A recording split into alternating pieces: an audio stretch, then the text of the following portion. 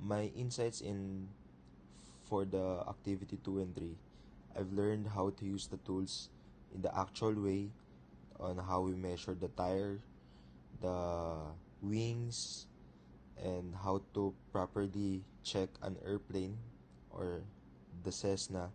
And for the activity 3, I've learned how to compute the CG of the airplane and how to um, compute it. My insight in Activity 2, I have learned how to use the tire gauge and leveling tool. I also learned how to check the aircraft based on our checklist.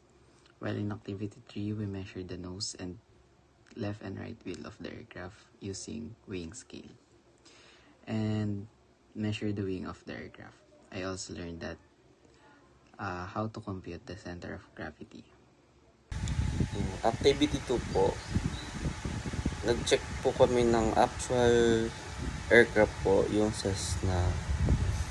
Ginawa po namin is nag 360 check up po kami gamit yung ginawa po namin checklist. Tsaka dun po kami natuto kung paano po i-check yung mga instruments ay mga tools po na ginamit namin, like tire leveling gauge po, tapos yung yung leveling tool.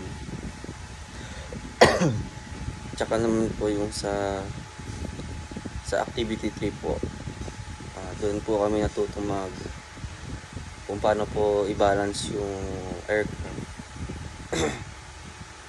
Tapos paano po i-compute yung center of gravity, na kunin yung total weight at saka yung total moment po para makuha yung center of gravity. In Activity 2, I experienced how to use the tire gauge and how to use the checklist properly in our aircraft, and how we get the balance of the aircraft. In Activity 3, I experienced how to get the weight and the balance of the aircraft that we use in that activity. Thank you.